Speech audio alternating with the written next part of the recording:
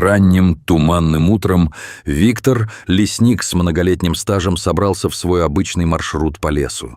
С первыми лучами солнца он уже был на ногах, готовый к проверке ловушек, которые ставил для браконьеров. За последние недели количество незаконных вырубок и охоты на диких животных увеличилось, и Виктор не мог оставаться в стороне. Этот лес — часть его жизни, и он был готов на все, чтобы защитить его. Надев свою старую куртку и берцы, Виктор вышел за пределы своего домика, который стоял на краю леса. Он любил этот лес, наполненный ароматами свежей хвои и звуками шуршащих листьев. Каждый шаг по давно знакомой тропе напоминал ему о том, как он здесь рос, как с детства натыкался на старые, обветшалые деревья и изучал мир вокруг. Он взбирался на холмы, осматривал высокие деревья, искал гнезда птиц, и это было для него больше, чем просто работа. Проходя вдоль речки, он слышал, как вода весело журчит, а птицы весело щебечут, наполняя утро своим пением. Однако в последнее время лес стал звучать иначе. В нем появилось что-то тревожное. Виктор всегда знал, что лес полон жизни, но сейчас беспокойство придавало звукам особую тяжесть. Внезапно его мысли прервало странное глубокое эхо, доносившееся из густой чащи. Это был необычный шум леса. Он трясущимися руками обхватил рукоять своего ножа, инстинктивно почувствовав, что что-то не так. Прислушавшись, он решил подойти ближе. Сердце колотилось в груди, а воздух становился все более напряженным, словно лес ожидал чего-то ужасного. Проходя через высокие травы и кустарники, он встал на колени и начал пробираться через подлесок, прежде чем выбрался на опушку. Пройдя несколько метров, Виктор остановился, осмотрелся и замер в ожидании. Когда его взгляд упал на кусты, он прислушался снова и вновь услышал тот же звук. Глухой, мучительный, полон страха. Он как будто почувствовал, как что-то затянуло его в самую суть леса, в места, о которых он даже не догадывался. Мгновения казались вечностью, и он понимал, что не должен медлить. Это мог быть сигнал о бедствии, которое ему нужно было предотвращать. Через несколько минут Виктор оказался у кустов. То, что он увидел, повергло его в шок. На влажной земле лежал взрослый олень, весь опутанный тонкими веревками. Его испуганные глаза искали помощь, но он не мог сдвинуться с места. Виктор чувствовал, как трудности оленя отражаются в его собственных ощущениях. Это было животное, которое он видел много раз, но никогда не думал, что окажется в такой ситуации. Общение с дикой природой всегда было частью его жизни, и Виктор понимал, что каждый зверь, даже самый большой, заслуживает уважения.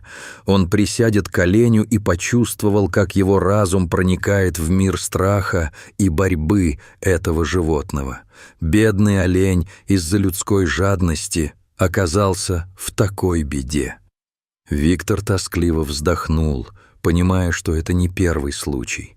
Каждый год все больше животных попадали в ловушки браконьеров.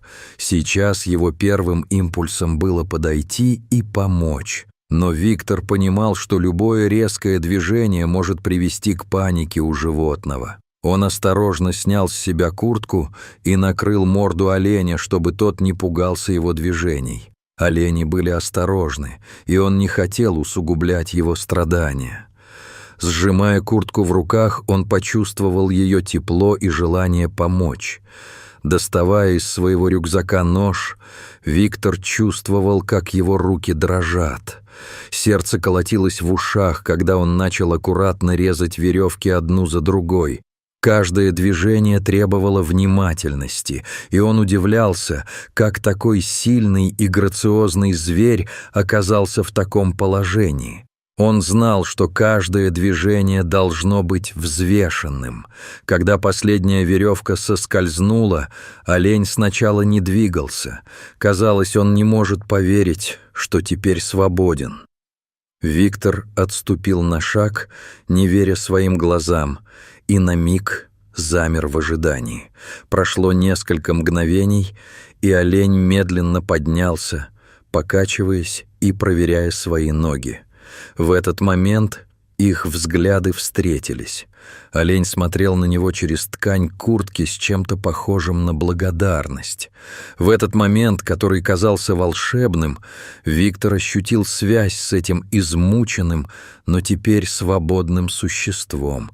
Это был момент понимания, который нарушал границы между видами. Он понимал, что спасение может выглядеть по-разному, но оно всегда пронизано уважением и надеждой на более светлое будущее. Затем, как будто чувствуя себя снова, олень вдруг наклонился и ткнулся лбом в плечо Виктора, словно выражая признательность своим спасителю. Лесник оцепенел. Что-то в этом жесте напоминало ему о том, как он сам искал понимание и добро в сложных моментах жизни. Не обдумывая, Виктор положил руку на его шею, чувствуя тепло животного и ожидание перемен. Это было больше, чем просто спасение для него. Это был символ их взаимопонимания и связи с природой. Словно в ответ на его доброту, олень вдруг развернулся и исчез в густом лесу, оставляя после себя только разбросанные веревки и следы на листьях, а также куртку, которая теперь была для Виктора чем-то большим, чем просто одежда. Вернувшись домой, Виктор долго сидел на веранде своего домика, разглядывая куртку в своих руках. Он понимал, что этот случай стал вехой в его жизни. Он не мог избавиться от мысли о том, что произошло. Этот момент превратился в часть его сущности. От того, что он увидел в глазах оленя, он чувствовал, что определенное изменение произошло в нем самом. Он представлял, как любовь к природе может соединять людей и животных, как важно стоять на защите слабых и беззащитных. В следующие дни Виктор продолжал свой обычный график, проверяя ловушки и патрулируя лес, но теперь он стал более внимательным к каждому звуку, каждой тропинке. Он стал осознавать, что в его работе больше, чем просто проверка ловушек и борьба с браконьерами. Этот лес стал для него чем-то личным, и он чувствовал ответственность за каждое живое существо, которое в нем обитает. Он чувствовал, как лес постепенно исцелялся от злых рук браконьеров, и это придавало ему сил. Прошло несколько дней после того инцидента, и Виктор заметил, что стало гораздо больше птиц, которые щебетали с утра. Даже звери стали менее настороженными, как будто лес начал забвение и возрождение. Эта мысль окунала его в размышления, а сердце наполняло надеждой. Он стал все больше и больше задумываться о том, как его малые действия могут так сильно отразиться на окружающем мире. Однажды, отправляясь на свою привычную утреннюю прогулку, Виктор наткнулся на молодую семью, которая собирала грибы недалеко от ручья. Он подошел к ним и завел разговор о том, как по-правильному собирать грибы, объясняя при этом, как важно бережно относиться к окружающей среде. Он начал рассказывать им свою историю об олене и о том, как важно быть внимательным к окружающему миру, как охрана природы и забота о ней могут изменить к лучшему. Молодые люди слушали его с интересом, задавая вопросы о том, как они могут способствовать охране леса. Виктор увидел в их глазах искренний интерес и желание учиться. Они обсуждали, какие тропы можно создавать и как можно организовать волонтерские дни по очистке территории. Это объединение усилий вдохновило Виктора, и он понимал, что не только он может делать что-то важное для леса, но и другие люди могут внести свою лепту в его защиту.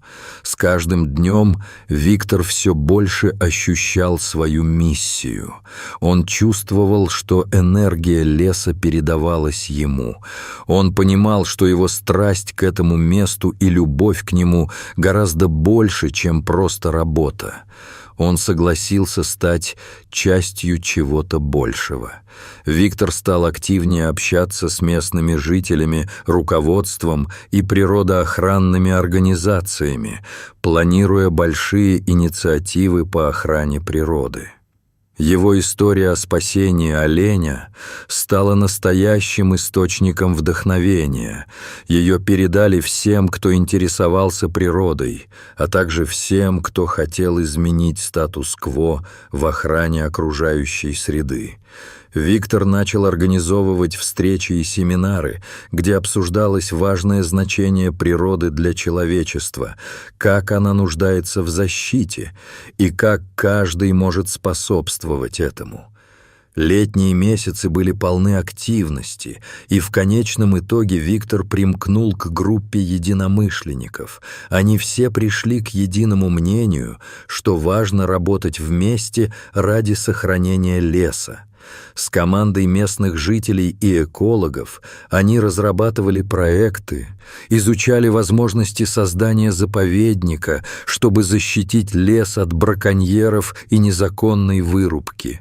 Это стало для них настоящей миссией, и каждым шагом они приближались к осуществлению мечты. Во время одной из встреч, под вечер, Виктор объяснял собравшимся, как создать специальные тропы для туристов, так, чтобы это не вредило животным и растительности. Он показывал им фотографии красивых мест в лесу, где они могли бы организовать небольшие пикники и наблюдения за дикой природой. Такие мероприятия не только привлекали внимание к проблемам, но и помогали людям понять, насколько важны эти места для их жизни. И вот в тот момент, когда был заложен первый камень резервата, Виктор стоял, наблюдая, как природа обретает новое начало. Он знал, что это только начало его пути, но дело, начатое с оленем, стало основой изменений, которые могут затронуть не только их лес, но и сердца людей по всему миру.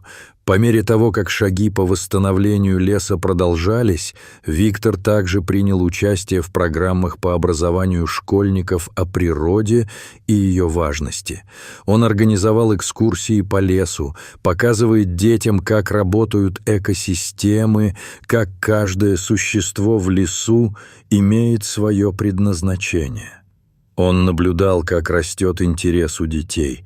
Они начинали задавать вопросы, их глаза светились от открытия. Это было одним из самых глубоких ощущений в его жизни — видеть, как новое поколение понимает важность защиты леса. Прошло несколько лет, и лес стал заповедником, привлекающим туристов и исследователей со всего мира. Он стал живым примером того, как можно изменить сознание людей и вдохновить их на добрые дела. Виктор не раз вспоминал тот момент, когда спас оленя. Он понимал, что этот случай стал вехой в его жизни. Каждый раз, когда он приходил в лес, он вспоминал, как переплетены судьбы человека и животного. Виктор не мог избавиться от смеха, когда видел, как его маленькая команда, с которой он работал в течение многих лет, наслаждалась временными встречами, обсуждая важные вопросы и приводя идеи в жизнь. Каждый вместе создавал новое пространство для любви к природе и взаимоуважения. Он чувствовал, что заповедник стал не только местом для животных, но и домом для людей, которые ценили и любили природу.